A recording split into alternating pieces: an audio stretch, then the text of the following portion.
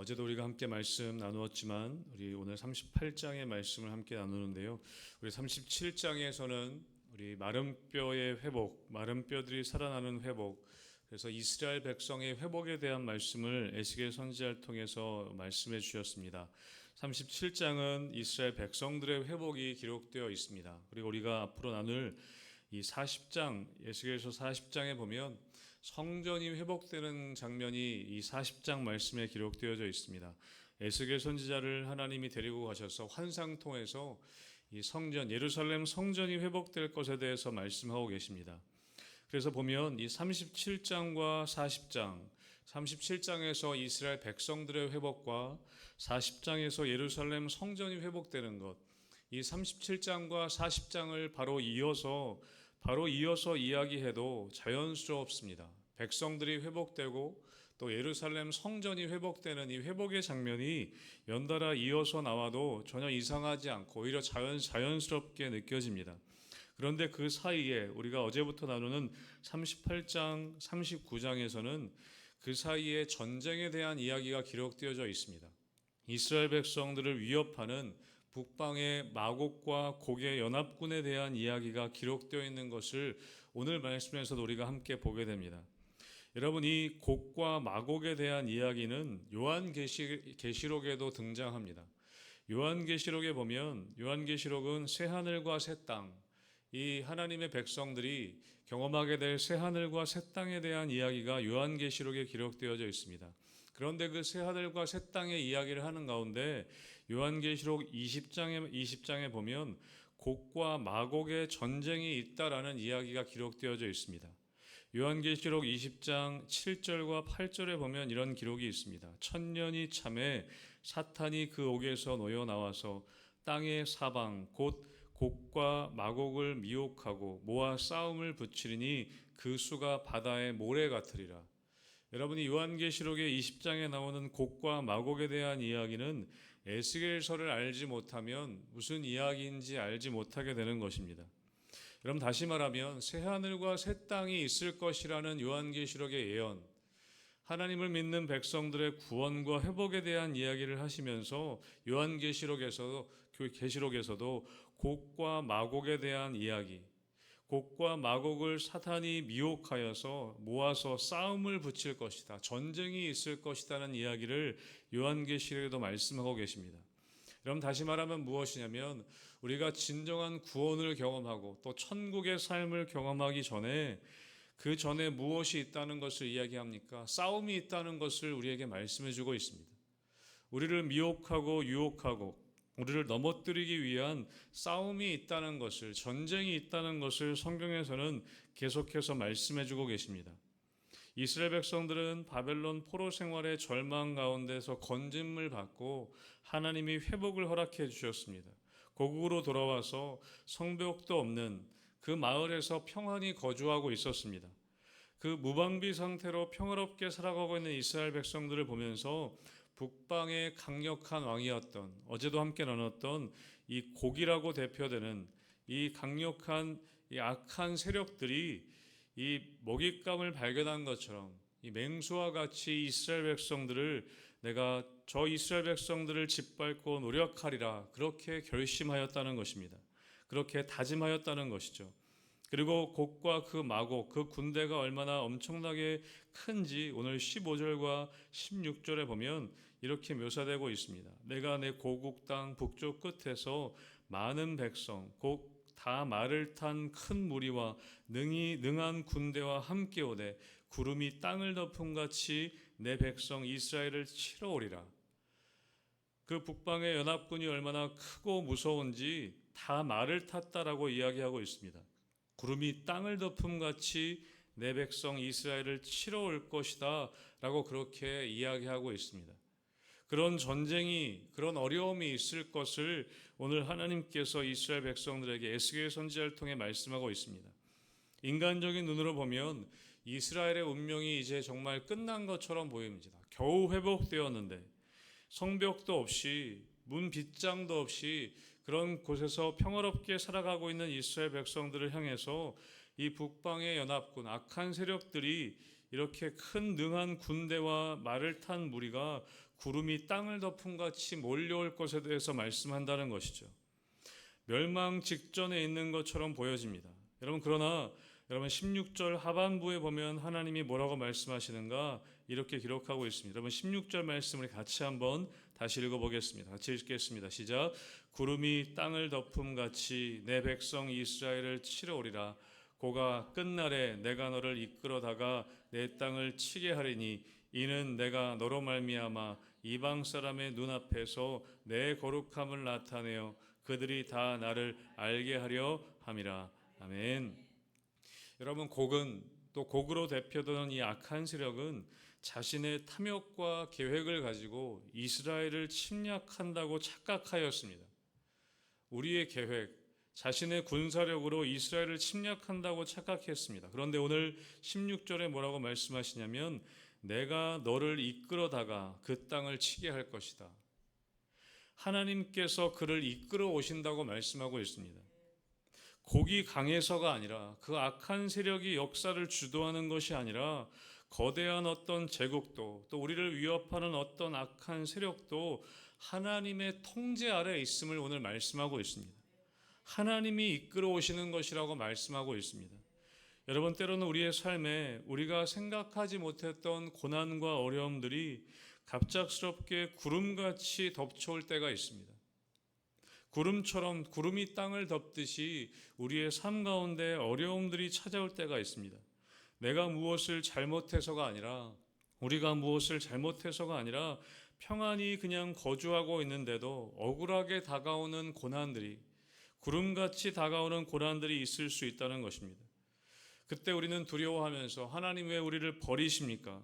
라고 탄식하기가 쉽습니다. 그러나 오늘 말씀에서는 뭐라고 말씀하냐면 그 위기와 고난조차도 하나님의 통제 아래에 있다고, 하나님의 계획 아래에 있다는 것을 오늘 말씀해 주고 계십니다. 이것은 내가 이끌어오는 것이다. 여러분, 궁극적으로 왜 그렇게 하나님께서 무방비 상태였던 자기 백성들에게 이런 끔찍한 위협이 다가오도록 그러면 허락하시는 것일까? 오늘 16절 끝부분에 뭐라고 말씀하십니까? 이는 내가 너로 말미암아 이방 사람의 눈앞에서 내 거룩함을 나타내어 그들이 다 나를 알게 하려 함이라. 여러분, 하나님의 목적은 분명하다는 것입니다. 이스라엘을 지키시고 보호하시는 분이 하나님이심을 온 세상이 똑똑히 알게 하려 하심이라고 오늘 말씀하고 있습니다. 여러분, 만약에 이스라엘이 아주 철저하게 강력한 군대와 철병거를 가지고 있었고 그 군대와 철병거를 가지고 그 북방의 연합군을 물리쳤다면 사람들은 이스라엘의 군사력을 칭송했을 것입니다. 야, 이스라엘 대단하다. 이스라엘의 군사력은 참 대단하구나. 여러분, 그러나 지금 이스라엘은 아무런 힘 없이 성벽도 없이 문의 빗장도 없이 힘없이 그냥 자기를 방어할 무기조차 없는 그런 연약한 자들이었습니다. 연약한 사람들이었습니다.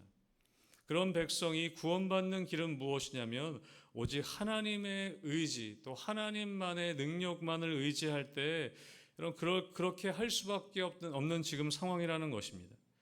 여러분, 때로는 하나님께서 우리의 삶에 철저하게 우리의 힘을 빼게 하실 때가 있습니다.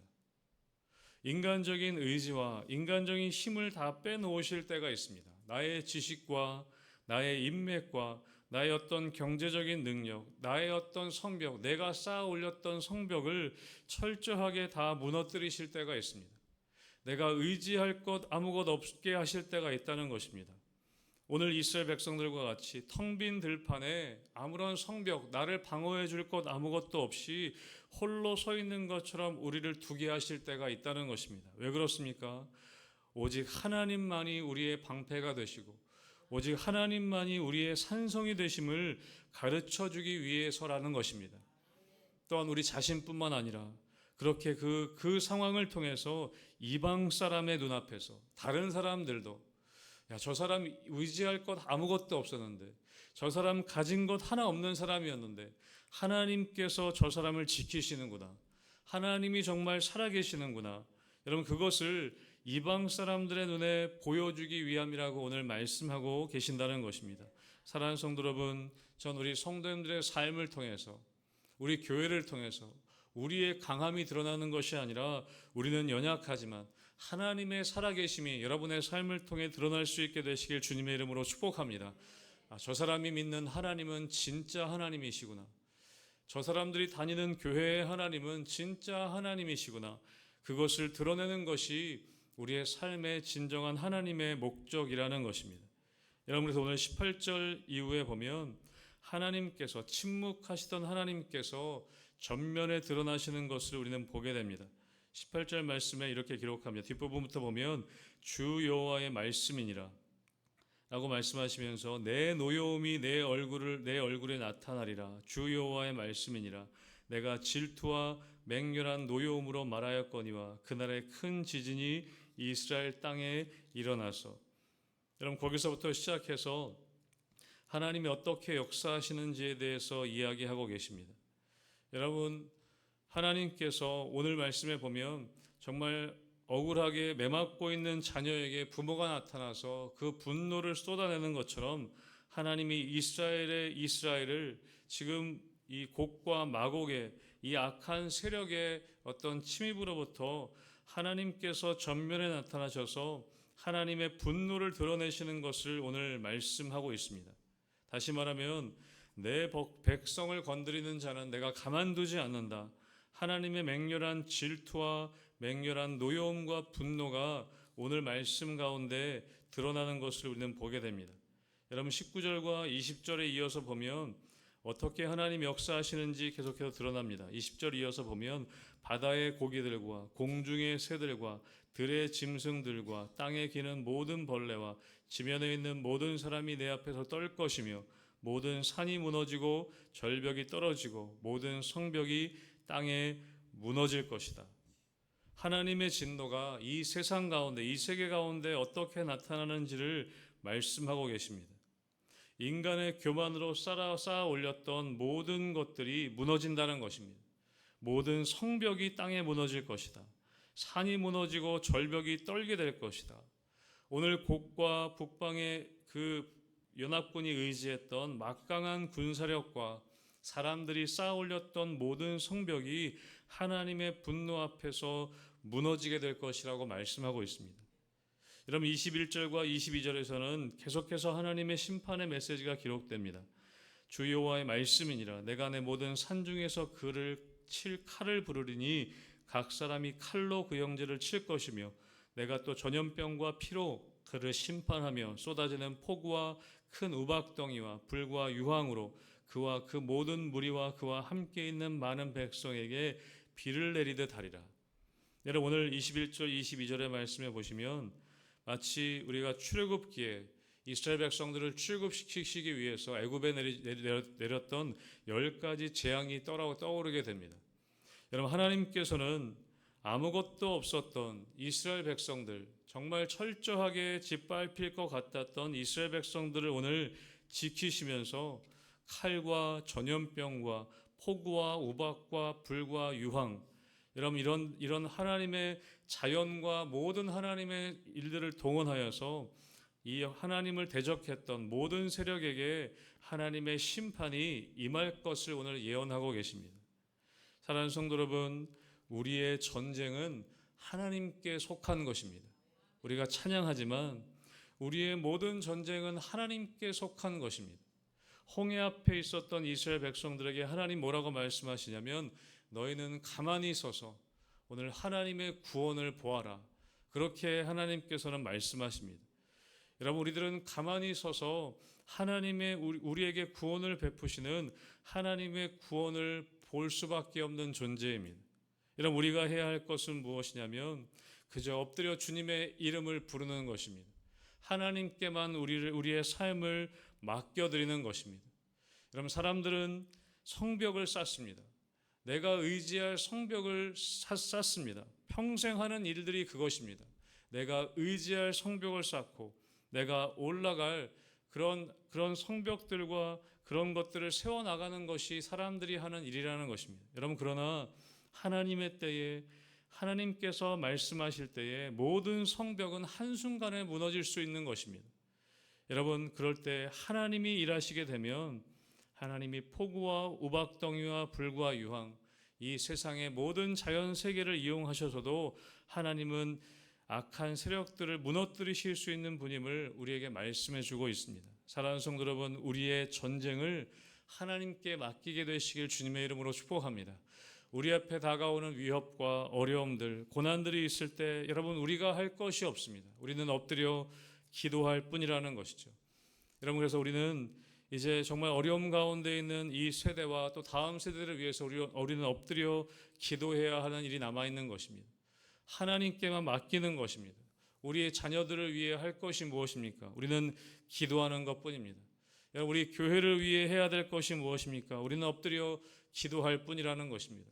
우리가 75주년 우리 희망교회 설립 기념일을 앞두고 우리가 해야 할 것은 무엇이냐면 기도입니다. 앞으로 우리 교회를 통해서 행하실 하나님의 일들, 하나님 전쟁이 하나님께 속해 있음을, 정말 이 교회와 이 정말 신앙인들의 어려움, 앞으로 더 어려워질 것이라고 이야기하지만 그럼에도 불구하고 우리가 기도해야 할 것은 무엇이냐면 우리가 엎드려 기도하고 하나님께 우리의 삶을 또 우리의 교회를 하나님께 맡겨드리는 것이라는 것이죠. 하나님께서 하늘문을 여실 때 하나님은 하나님의 일들을 행하실 것입니다. 우리는 그것을 기대하며 우리는 기도해야 하는 것이죠. 여러분, 마지막 오늘 이 모든 심판과 구원의 역사를 이루시는 하나님의 최종적인 목적이 무엇인지 우리 마지막 23절의 말씀을 같이 읽도록 하겠습니다. 23절입니다. 시작. 이같이 내가 여러 나라의 눈에 내 위대함과 내 거룩함을 나타내어 나를 알게 하리니 내가 여호와인 줄을 그들이 알리라. 아멘. 여러분, 하나님께서 오늘 심판과 구원의 역사를 이루시는 또 이 땅 가운데 우리가 살아가는 이 세상 가운데서도 이 세상의 역사를 인도하시고 최종적으로 그렇게 드러내시려고 하시는 목적이 무엇이냐? 내 위대함과 내 거룩함을 나타내어 나를 드러내려 합니다. 내가 여호와인 줄을 그들이 알게 하려 합니다. 여러분, 이것이 계속 반복되는 것이지만 에스겔서 전체를 관통하는 핵심적인 메시지라는 것입니다. 세상의 통치자는 곡이 아니라, 마곡과 곡이 아니라 하늘과 땅의 창조주이신 하나님이시라는 것을 알게 하려 하십니다 라고 말씀하고 있습니다. 여러분, 우리 삶에 곡과 같은 위기가 닥쳐올 때가 있습니다. 구름같이 덮여오는 두려움과 절망이 우리를 짓누를 때가 있습니다. 사랑하는 성도 여러분, 두려워하지 않게 되시길 주님의 이름으로 축복합니다. 절망하지 않게 되시기를 주님의 이름으로 축복합니다. 여러분, 그 위기와 절망과 같은 그 시간은 역설적으로는 하나님의 위대하심과 하나님의 거룩하심을 드러내시기 위한 절호의 기회라는 것입니다. 여러분, 어려움 가운데 우리가 엎드려 기도할 때 여러분, 그 위기와 절망이 하나님의 위대하심과 거룩하심을 드러낼 수 있는 그런 기회로 여러분 삼게 되시길 주님의 이름으로 축복합니다. 그래서 여러분, 우리가 기도해야 하는 것이죠. 정말 교회가 어려워진다고 얘기하고 교회의 미래가 어렵다고 얘기하지만 이 어려움은 하나님의 위대하심과 하나님의 거룩하심이 드러날 수 있는 기회라는 것입니다. 그러기에 우리는 더 엎드려 기도하고 우리 교회와 또 우리 다음 세대를 위해서 더욱더 엎드려 하나님만 의지하려고 기도할 때 우리의 삶을 통해 또 우리 교회를 통해 하나님의 위대하심과 하나님의 거룩하심이 우리의 삶을 통해 드러나시게 될 줄로 믿습니다. 여러분의 삶을 통해 그렇게 하나님의 위대하심과 하나님의 거룩하심이 드러나는 그런 축복된 삶을 살아간 여러분 되시기를 다시 한번 기도하고 축복합니다. 아멘.